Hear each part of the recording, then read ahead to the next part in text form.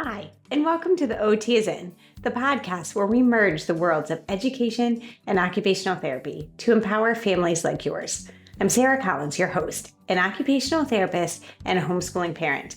I've experienced occupational therapy by supporting families for over 15 years, but also through seeking out support of my own children, so I'm right here in the trenches with you. Though there is not one way to educate your child, there is a lot to consider when individualizing an education. And the goal of this podcast is to explain some of the why behind what an occupational therapist is thinking so you can apply it to your own family. Especially with my three favorite topics: executive functioning, handwriting, and sensory processing.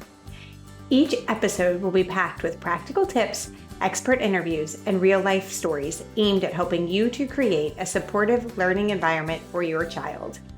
So, grab your headphones and get ready to dive in of the collision of education and occupational therapy. I'm Sarah Collins from Homeschool OT, and I'm thrilled to have you with me on this journey of discovery. Hey, and welcome back to another episode of The OT is In. This week, I'm joined by Ashton Tate. He's a passionate innovator in the homeschool community and creator of the Form curriculum.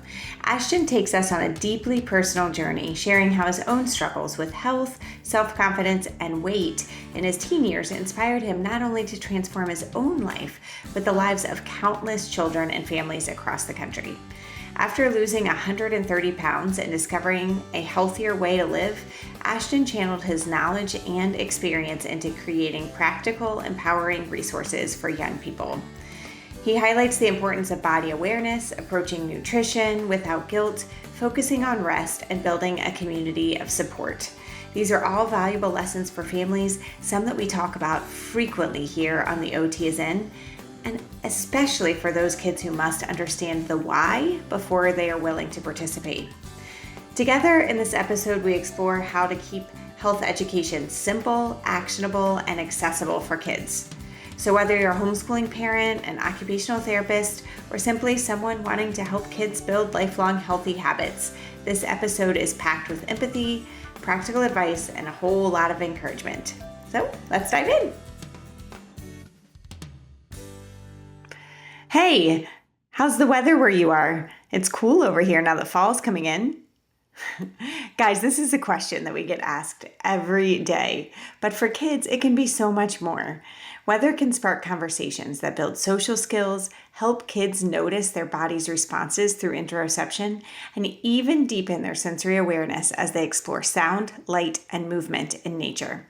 That's what makes the National Weather Museum's Weather Kids Experience so special. This interactive platform invites kids to feel, see, and explore weather in a way that's accurate, creative, and fun. It's hands-on learning that opens the door to real connections. And weather doesn't stop at science. It ties into math through patterns and data, into literature and storytelling, art and photography, and even engineering as kids think about how humans interact with each of these elements. The Weather Kids Experience weaves all of this together in one immersive, engaging space. So the next time that you ask, "How's the weather?" remember, it's also a question that can spark wonder, learning, and connection. So visit wxkids.org to look around or purchase their annual membership and use the code HOMESCHOOLOT in all caps for 10% off and experience where weather becomes wonder. Now, on with the show. Hey, and welcome back to the OT is In. Today I have with me Ashton Tate. Ashton is a super innovator within the homeschool space, and I'm just going to let Ashton, you tell your whole story and what your journey has been to get to this point. Yeah. Thanks for having me on. I love being able to have conversations with fellow people who are in the homeschool space. It's very fun. Yeah. So my name's Ashton Tate. I live in just a little south of Nashville, Tennessee, in Franklin.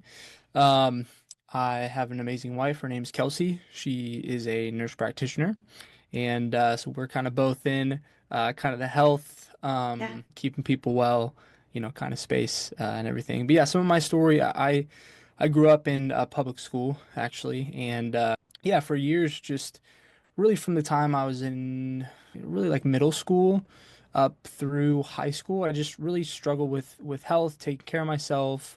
Was really just really low self confidence, just a lot of that stuff that can kind of come in middle school and high Yeah. school, and for a lot of kids.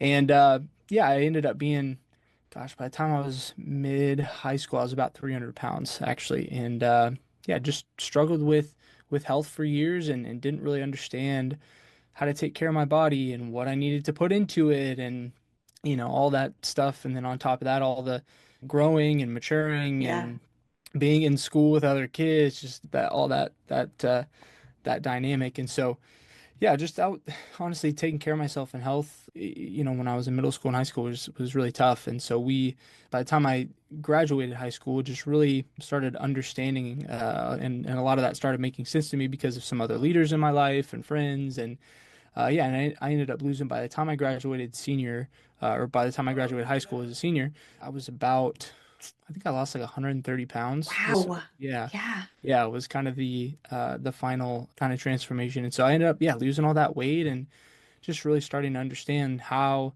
to take care of myself. And through that, a lot of my friends and adults in my life, a lot of people saw that transformation after that, after kind of my first, second year of college, Right. saw that transformation and was just like, man, like how you were the fat kid, like you were the kid that didn't care about any of this stuff. Like, no, what happened and how are you continuing to do it for years? And I was like, oh, like I just kind of would tell him a little bit more about what I did and try to make it simple for him, and just felt like I needed to get a training certification and start helping people. So I ended up throwing some, rusted old cells and stuff in my parents' garage and just started helping people as the need arises. And I ended up switching my degree in college to be to health and getting a full degree in it. And so throughout my whole college career and even after, I yeah, built up a whole gym, training facility, helping people just make health really simple for their lives.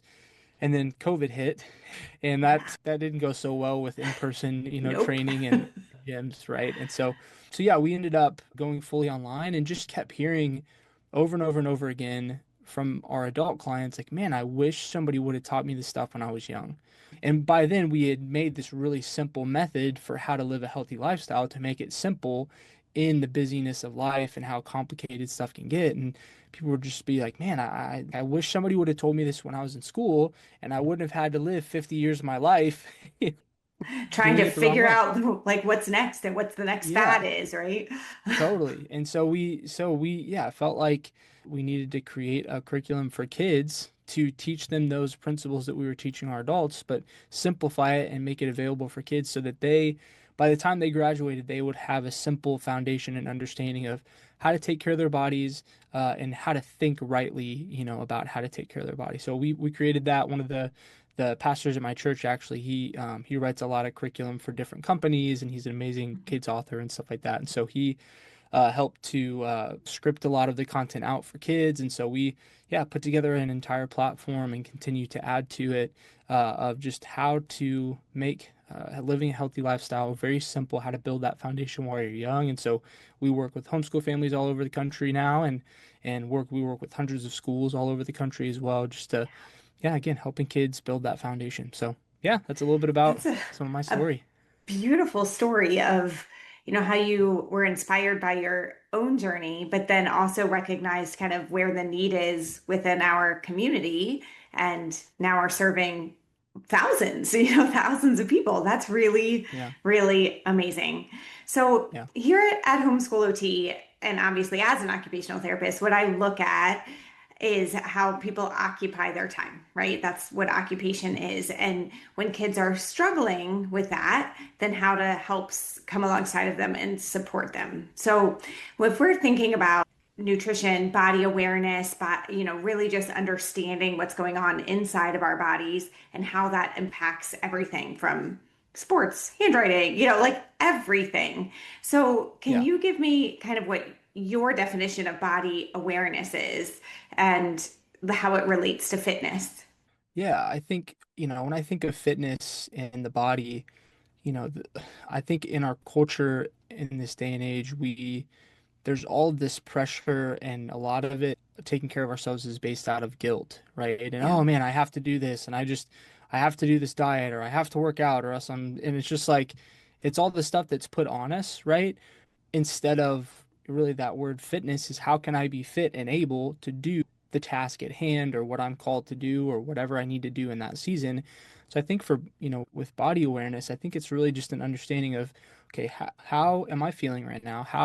And how can I be available and able to do what I need to do in that particular moment in that particular moment with my body and being able to, and as it relates to fitness, it's how do I train and help my body to be able to do that, to be able to do whatever task at hand that I need to be available for. I think is kind of how I think about it. Do you feel like when you were at your heaviest that you really understood how your body felt and what was going on inside of it?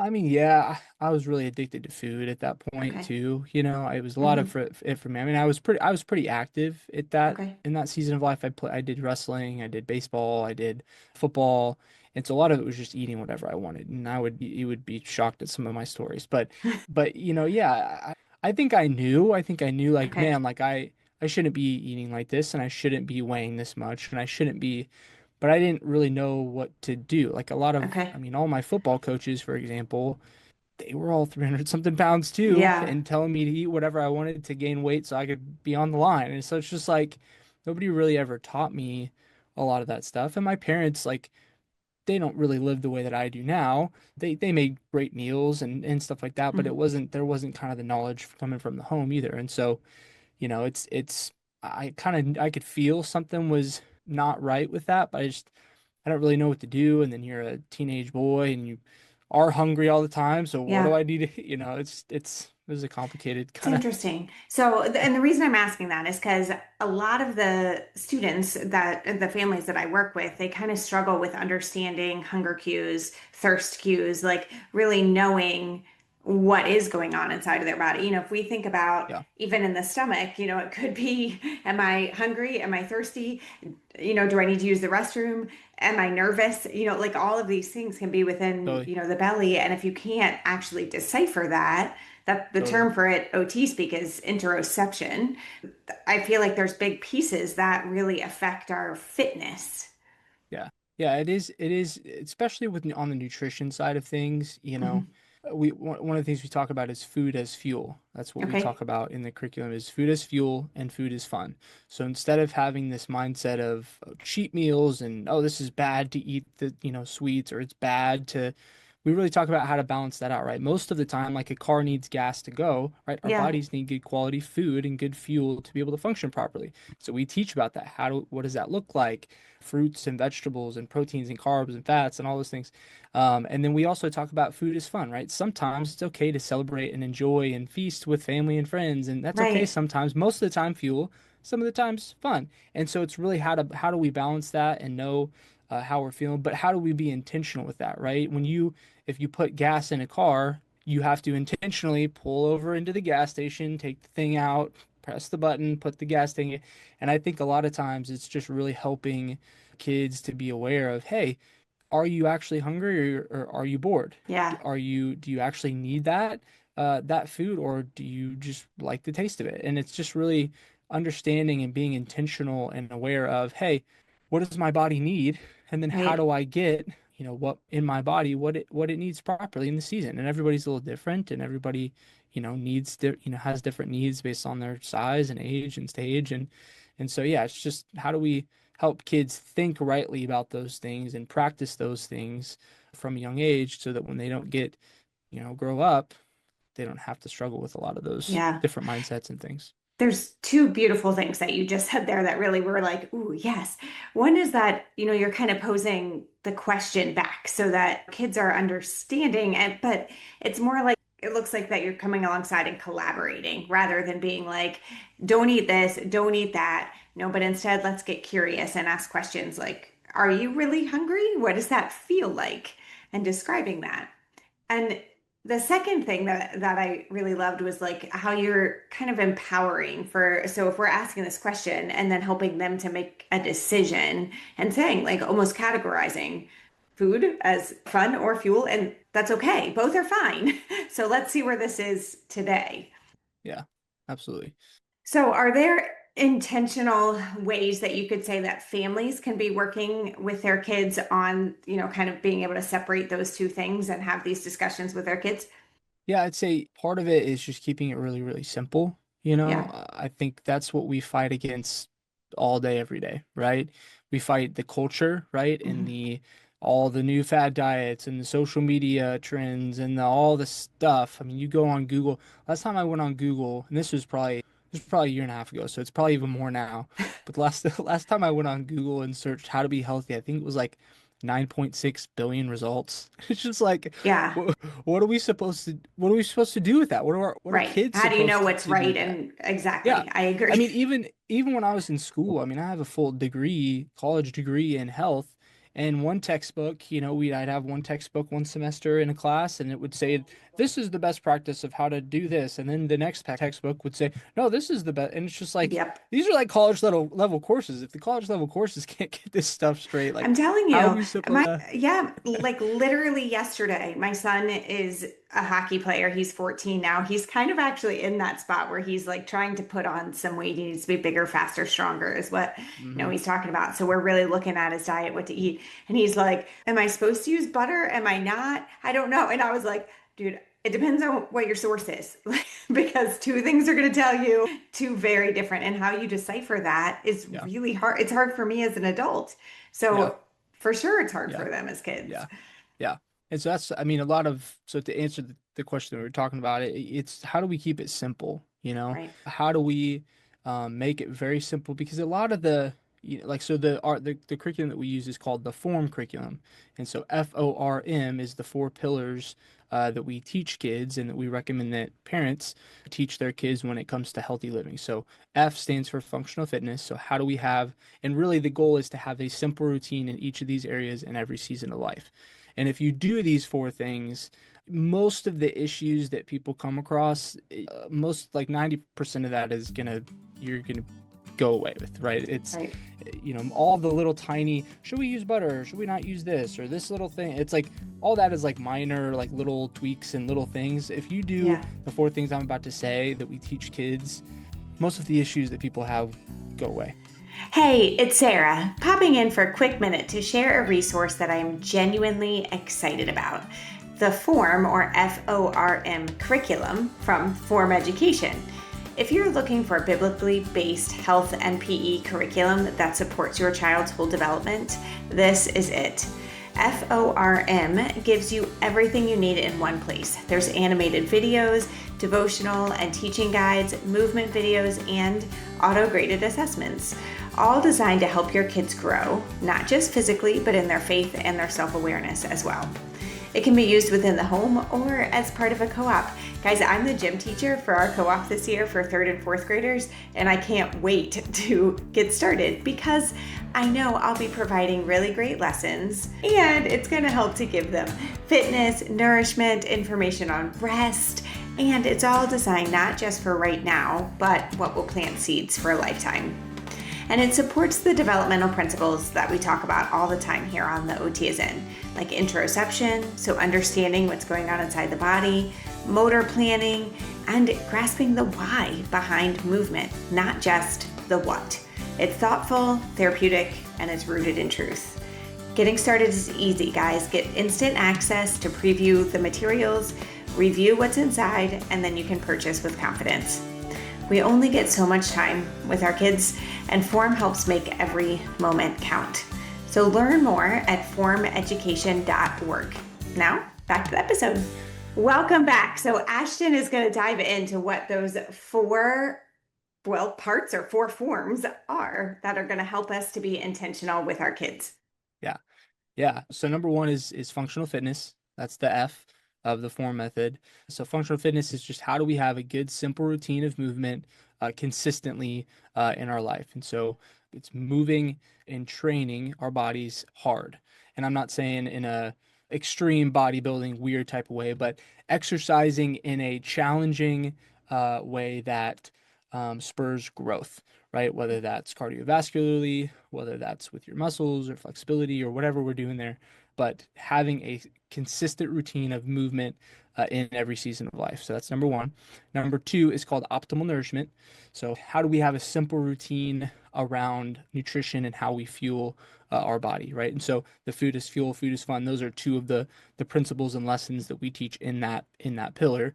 But we talk about proteins, carbs, fats, sugar consumption, all those things. How do we have, vitamins, minerals, all the micronutrients, stuff like that? How do we have a simple routine around how we eat in a clean, healthy, and simple way most of the time, but with balancing out with some, some foods that we enjoy sometimes as well too. So that's the second area. We have simple frameworks around that to make it even simpler, more simple for kids there. And then the third one is rest and recovery. So, how do we have preventative routines around resting and recovering? I think a lot of times, rest and recovery is reactive, right? Oh my gosh, I'm so Mm, exhausted, I'm burnt out. I need to get some extra sleep, or oh, I'm on the verge of being sick. I need to make sure that I'm having, my emergency and going to bed early, or, with stretching or whatever it is, all the resting, recovery, sleep, stress, all that stuff. How do we have preventative ways of handling that and staying out front of them, of those things so that we can constantly be rested and well ready for the work that we need to do. So I that's number three. think that Yeah. is so important. And we have Yeah. had already two episodes that I'll make sure that I link here in the show notes on rest for parents, right? Because we live in a land of busyness and productivity, and often Hmm. feel like if we are resting ourselves, then we aren't showing our kids the best, like how many things we Yeah. need to do, when in Yeah. reality, we want to be modeling that rest. So I Yeah. love the way that you're just like, we're going to start teaching this, we're going to build this in from an Yeah. early age. Yeah, yeah. So, and a lot of the parents that go through the platform and help their kids use it, it's so funny because they're like, I learned just as much as my as my kids, and That's like it's all of it's homeschooling for me. I feel yeah. like I Oh, earned way more yeah. through this. Partially, I think, because I'm an adult and I have such an appreciation, but also I'm like, did I ever touch on any of this when I was in school? I'm Yeah. not sure. I know. Yeah. And so, yeah, I mean, it's such a fun, making it a community and a family thing versus just, hey, you have to learn this. It's really Yeah. bringing it into the home and it changing hearts and minds. So it's really fun. So, but yeah, that's the third pillar, rest and recovery. And then the fourth pillar is called multiplied maintenance. So how do we take the other three pillars and maintain them over the long run? So we talk about, community and setting the right goals, and we talk about social media and emotional health and social health and everything, Mhm. to help us build that foundation of maintenance for the other three. And so I think that's another thing about our culture is everything is a quick fix Yeah. and it doesn't last. And so how do we continue consistently, not perfectly, not some super fast crazy results and Right. stuff like that, but how do we consistently take care, good care of ourselves? And so those are the four really, main areas that we like to break down for families and say, hey, here's the areas that we need to learn about, build habits in, and practice, in the home, because then it makes it really simple for kids.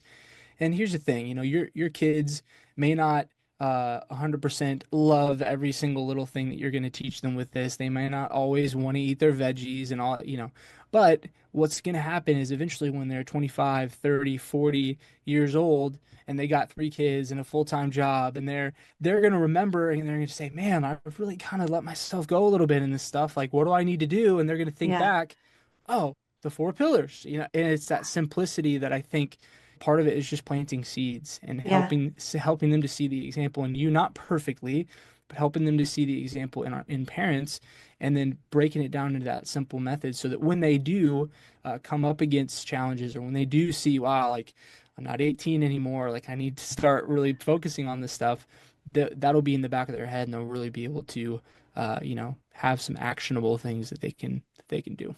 I think that's so great, especially because it's a kind of looking at the long game here, right? Like this isn't Hmm. exactly what you were saying. This isn't a quick fix, but yet it's knowledge that we're giving our kids to use across the lifespan. And so many of our listeners here have neurodivergent kids or are neurodivergent themselves, and oftentimes come alongside of, my kid is really resisting, what I'm doing here, or really resisting movement. I'm thinking, wow, you would have fewer meltdowns, or you would be able to handle the stress a lot better if we could get up and move. But their kiddo is like, not a chance, mom, right? Hmm. And so, Yeah. one, like, do have some ideas that can help families. But I also want to throw in there that I love that how simple you've got like FORM within it, that even just knowing those terms, right, could help our kids to have some buy-in. Yeah. But with that said, do you have some ideas of if our kids are really resisting or really struggling to come alongside of us that can help? Yeah. Yeah. I mean, I think one, helping them understand why, it's Yes, the not why. obviously you don't have to explain and every single thing that you're trying to tell them to do and always be explaining yourself. But if like when I was in school, I was horrible at math. Like, I was really bad. If they put me, yeah, again, I went to public school. They put me in my senior year, they put me in a class called finite math. All right, like what even is that? What is It's like a that? made up math class just to get people to pass school. I was in And it's like, consumer math, so yeah, probably like the same thing. what are we doing Yeah. here, and so I passed and I probably got a B in it. I wasn't like dumb. I just didn't really care that much about math. Yeah. And so fast forward to college and I was getting a business degree. I also have a business degree, alongside the health. And so I was taking all these business finance classes and accounting classes that were like way harder than my high school finite math classes, and I like aced all of them, like A's in all of them, like crushed it.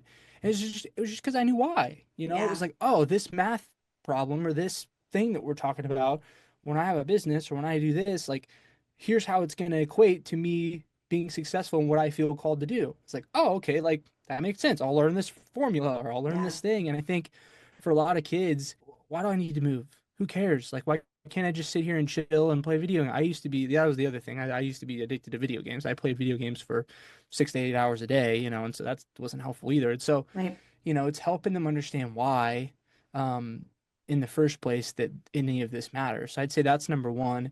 And the other thing that I've seen be really helpful is having someone else to come alongside and have your back. One of the main reasons why I think our parents really love our platform is they don't feel like they're having to be the only one to say it, right? Yeah. It's like we get emails from parents like, man, I've been trying to get my kids to eat their veggies or move for their whole life, and they watch one video of yours, and it's like, Mom, we need to be doing this stuff Yeah. because it's fun and it's engaging and it's somebody else Yeah. backing up and reinforcing what they've been teaching. And so I think that's kind of the other part is don't try to do it alone.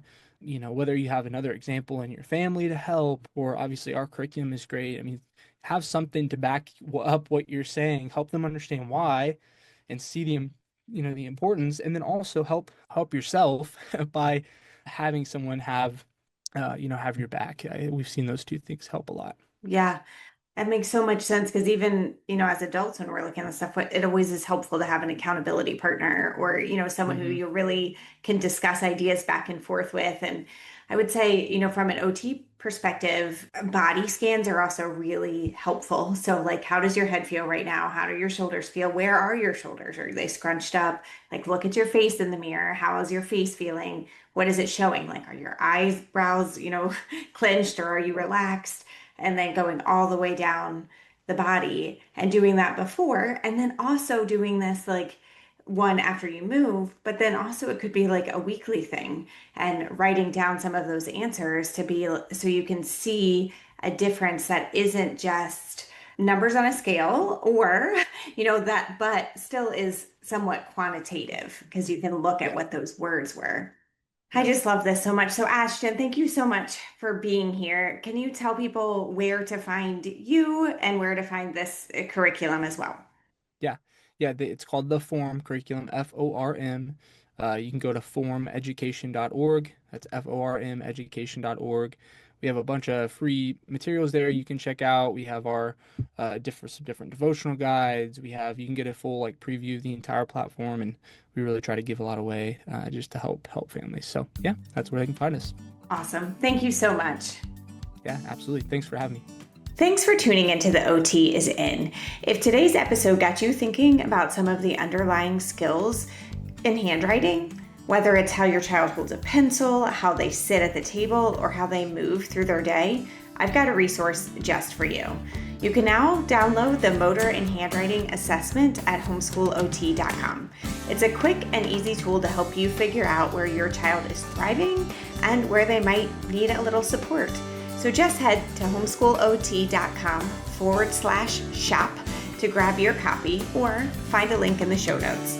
And as always, thanks for letting me be a part of your homeschool journey.